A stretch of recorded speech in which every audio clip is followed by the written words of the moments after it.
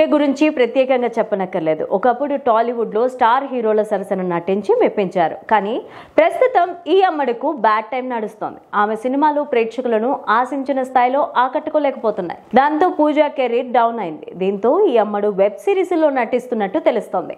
అయితే చాలా మంది హీరోయిన్స్ వెబ్ సిరీస్ లో నటించారు.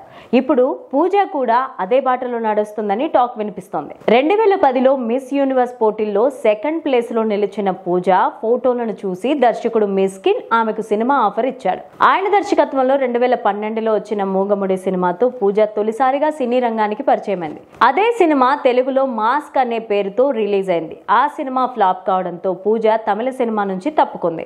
ఇక 2014లో ముకుంద సినిమాతో టాలీవుడ్ కు ఎంట్రీ ఇచ్చింది.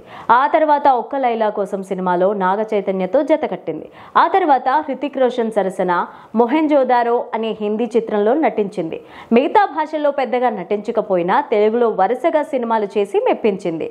రామ్ చరణ్, జూనియర్ ఎన్టీఆర్, మహేష్ బాబు, ప్రభాస్, అల్లు అర్జున్ వంటి స్టార్ హీరోల సరసన నటించి మెప్పించారు. అలవైకుంఠపురంలో బుట్టబొమ్మగా పేరు తెచ్చుకున్నారు. అయితే ఈ మధ్య ఈ అమ్మడికి హిట్ దక్కడం లేదు.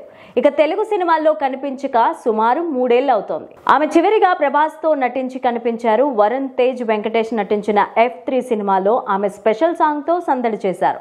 చివరిగా సల్మాన్ ఖాన్ సరసన కిసీ కా భాయ్ కిసీ కి జాన్ తర్వాత హిందీలో దేవా అనే సినిమాలో నటించారు. ఈ సినిమాలో బాక్స్ ఆఫీస్ వద్ద బోల్తా పడ్డాయి. ప్రస్తుతం సూర్య 44 సినిమాలో రెట్రోలో పూజా హెగ్డే నటిస్తున్నారు. ఇదిలా ఉంటే పూజా హెగ్డే ఇప్పుడు ఓ వెబ్ సిరీస్ లో నటిస్తుందని తెలుస్తోంది. ఇప్పటికే చాలా మంది హీరోయిన్స్ వెబ్ సిరీస్ లో నటించారు. ఇప్పుడు పూజ కూడా అదే బాటలో నడుస్తుందని టాక్.